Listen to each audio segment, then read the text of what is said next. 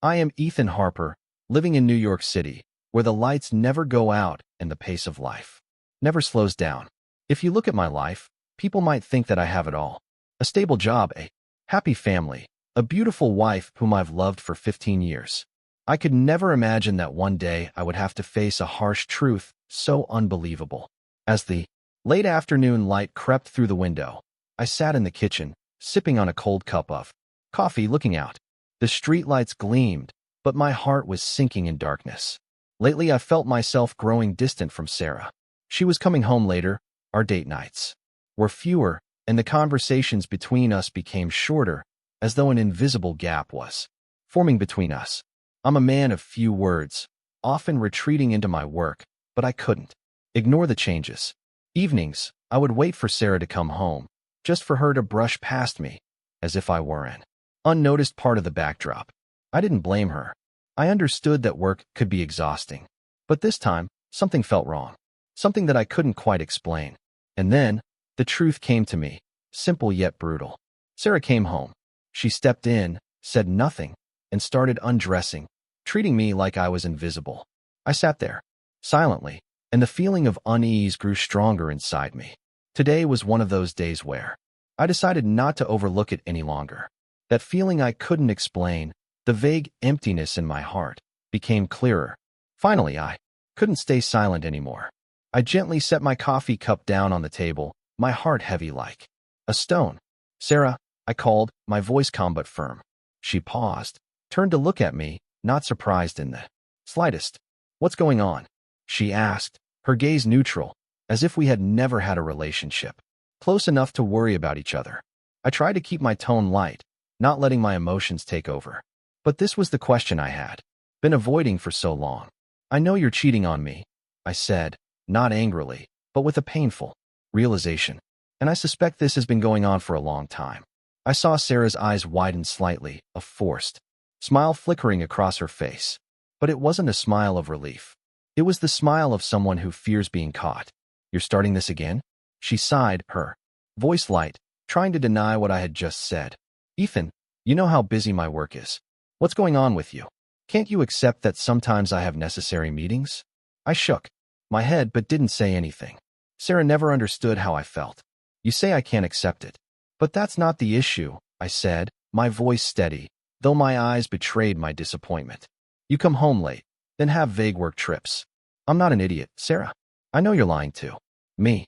She stood there silent, not responding, not angry. She just looked at me, her gaze tired, as though she had heard enough of my accusations. "Why can't you understand? I have needs. Ethan, for years, you haven't been able to satisfy me physically, and I need something else. So you're saying I'm not good enough as your husband?" I clenched my jaw, trying not to let my emotions get the best of me. "Am I just some emotionless machine, unable to fulfill you?" She pursed her lips but didn't answer right away. Instead, a sharp reply came from her mouth. "I'm not saying that, but you don't understand my needs. We haven't been the same for a long time." Her words cut through me like a knife. But instead of becoming angry, I felt hollow. The things she said, the justifications, couldn't stop me from feeling the betrayal. I stood up, walking closer to her. "I don't care what you do," I said, my voice lowered. "But the one thing I can't accept is the lies and being treated like a worthless object." She didn't say anything, but her gaze had shifted. No longer was there arrogance or calmness. There was only hesitation, fear, as if she realized there was nothing left to salvage. After a long silence, she spoke, her voice weak. "Can't you forgive me?" I looked at her, my heart aching. But no, I couldn't. She had done too much for me to turn back. "No, Sarah, you can't keep hurting me and expect me to forgive you. You chose this path, and now I will choose mine." Sarah stood motionless in the living room, her eyes filled with fear.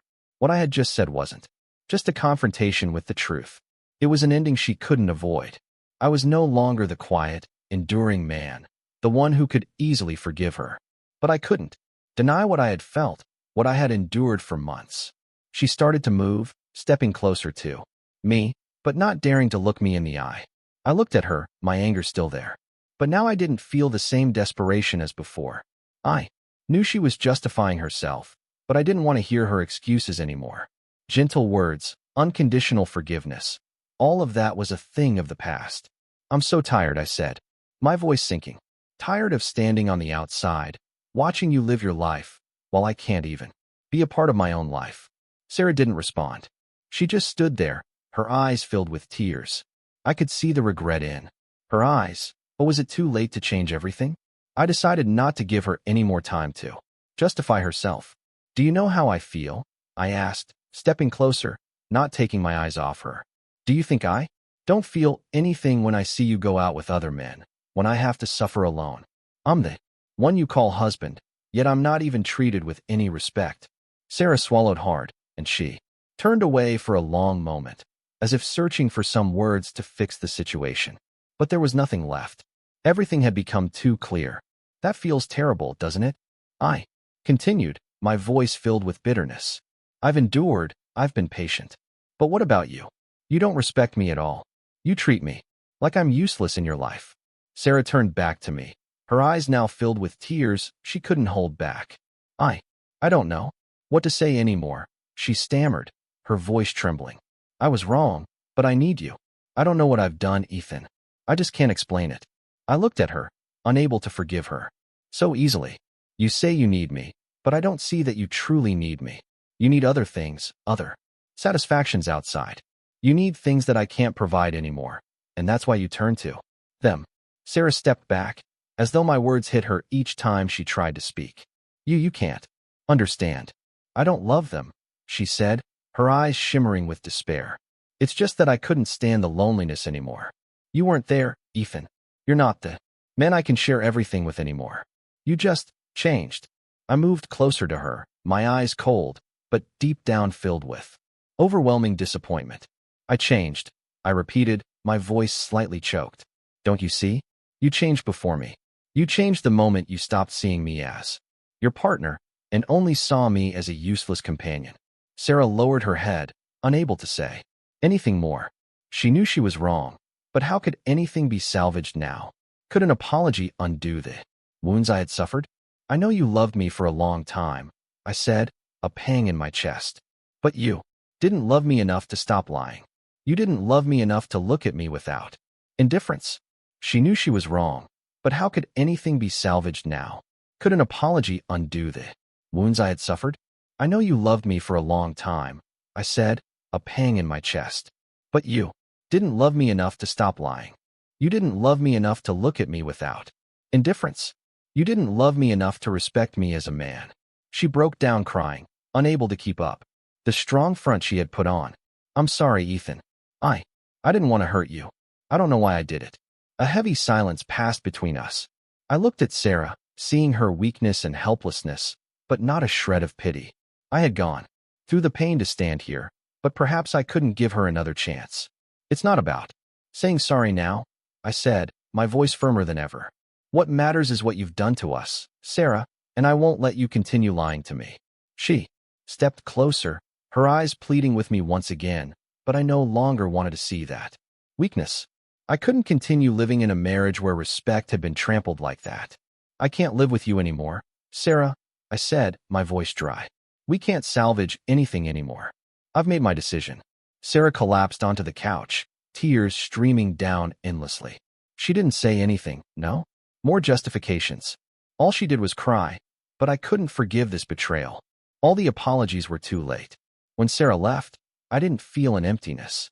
It was as if everything had ended a long time ago, and now I could start again. I decided to step into a new life. I wouldn't let the hurt overwhelm me. Instead, I would find the joys I had lost over the years. I began participating in activities I enjoyed, things I had put aside because of her. Each passing day, I felt stronger, no longer living under the shadow of betrayal. Sarah was no longer an important part of my life. Life could go on, and I would keep living, alone, but as a stronger man, no longer burdened by wounds that couldn't heal. When Sarah left, the space in the house became eerily quiet. Every little corner we had shared was now empty and cold, but I didn't feel a void, not like before. The feeling I had now wasn't sadness, but serenity. A part of me felt relieved that I had finally escaped her shadow, but the other part, the one I didn't want to admit, still harbored anger. A resentment I could no longer bear when thinking about the betrayal I had endured. I'm not the kind of person who seeks revenge. I've always been quiet, patient, and enduring. But this time, I knew I couldn't just sit back and let everything pass by. I had to do something, not to hurt her, but to make her understand the gravity of her actions. Starting that day, I spent time planning. The plan wasn't to destroy her, but to make her realize that her actions weren't just a simple mistake, but a brokenness that couldn't be mended. I started gathering evidence that I had previously found. Messages, phone calls, meetings, all of it carefully stored. A part of me wanted her to face everything, and the other part, the part I couldn't hide, wanted Sarah to feel what I had gone through during this time. The next day, I began quietly following every trace, every action, every gesture Sarah made. She continued her life, going out with those men. But I knew everything. I knew about David, about Bob, about the other encounters she had. But instead of getting angry, I felt strangely calm. I was no longer caught up in the pain. I had everything I needed: evidence, patience, and a plan to confront this betrayal. One evening, when Sarah went out, I decided to take the first step in my plan. I secretly followed her without her knowing. I knew where she would meet and what she would do. Part of me felt like I was watching a game unfold, but the other part, the painful part, felt a strange sense of anticipation, as though I was waiting for something. I couldn't forget what she had done, but I didn't want to continue living in anger and jealousy. When Sarah came back home late that night, I was ready. That evening, when she returned, I didn't let her avoid the situation any longer. I had been sitting there in the dark, waiting silently. When she opened the door and walked in, I stood up facing her, and I could feel the surprise and fear in Sarah's eyes. "Ethan," she said, her voice somewhat nervous. I didn't think you'd come back so early." "Come back early," I repeated, my voice low but full of coldness. "I know where you've been. I know what you've been doing. And you think I don't know?" Sarah stood still, her eyes widening as if she couldn't believe what I had just said. She didn't respond immediately, standing there quietly, trying to find an explanation. But I didn't need to hear an explanation. I already had everything I needed. "David, right?" I asked, my voice calm. "And Bob? Or the other men you've been seeing?" She couldn't say anything, just standing there, tears beginning to fall. "I'm sorry," she said, her voice choked. "I don't know what to say anymore. I was wrong. But don't do this. I still love you." "Love?" I asked, sneering. "You love me? And yet you sleep with other men, treating me like a weakling who can't satisfy you."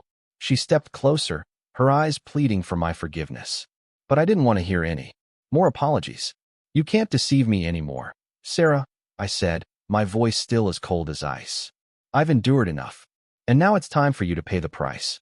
She didn't say anything, just standing there, her eyes full of regret.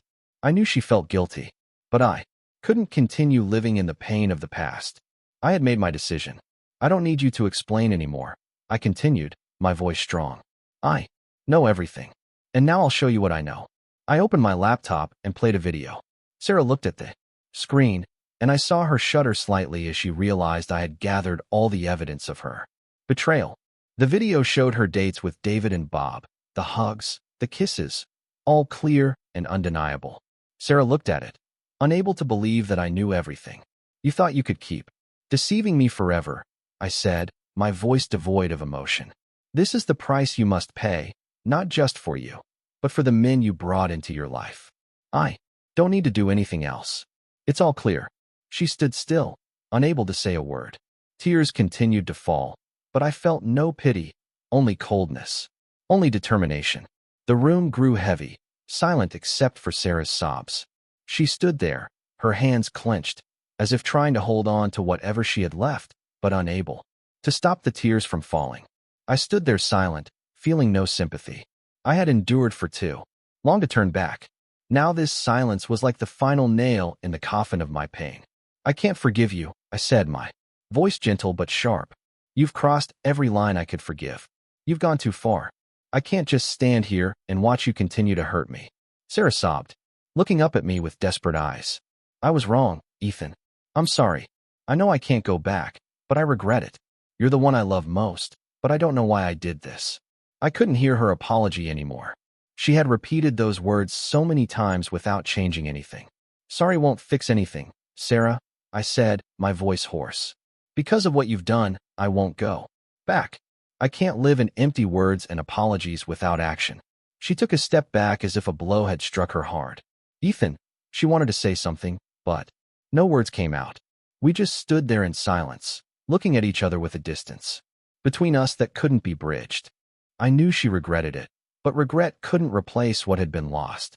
I felt empty, not because I didn't love her anymore, but because I couldn't continue living in a relationship that had been torn apart too many times. I didn't meet Sarah anymore. I spent the whole day thinking, clearing my mind of all the negative emotions she had left behind. I felt nothing for her anymore except coldness and resolve. All I wanted now was to find myself, to regain the strength I had lost. Later that evening, Sarah called me. I didn't answer right away, but then decided to pick up. Her voice sounded weak, no longer confident like it had been before. Ethan, I know I was wrong, but I want you to know that I really love you. I don't know what to do to fix everything I've destroyed. I'll do anything to make you forgive me. I stayed silent, not knowing what to say. Honestly, I didn't want to hear those words anymore. I didn't want to go back to her, not to live in empty apologies. I had realized that forgiveness isn't always the path to happiness. I can't forgive you, I replied, my voice still gentle but firm. Not because I don't love you anymore, but because I can't live in that lie anymore. I've made my decision, Sarah, I won't go back. On the other end of the line, Sarah didn't say anything. A long silence enveloped both of us. Finally, she spoke. I understand. I just want you to know that I love you, no matter what happens. I didn't respond. This time, I didn't need to say anything else. She had realized there was no way to fix everything. A marriage cannot be saved once it's been broken too deeply. I began the first steps to rebuild my life. The first days after Sarah left were days I spent focusing on myself. I walked the streets of New York, stopped by the cafes I used to frequent with Sarah. I felt everything gradually becoming lighter.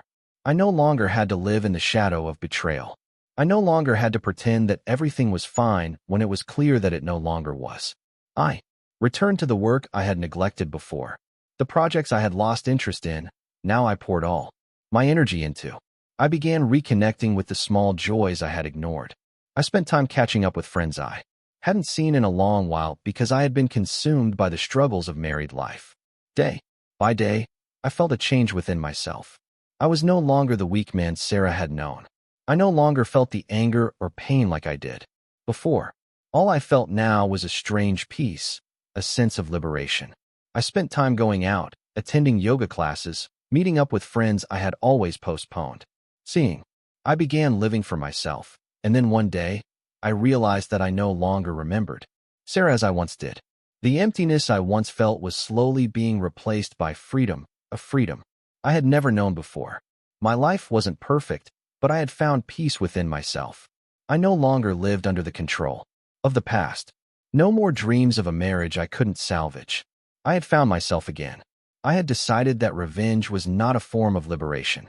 Forgiveness, though difficult, was not the only path. The path I chose was a life where I could live true to myself, a life where no one could make me feel small or betrayed again. And so I moved forward into a new life, freer and stronger than ever before.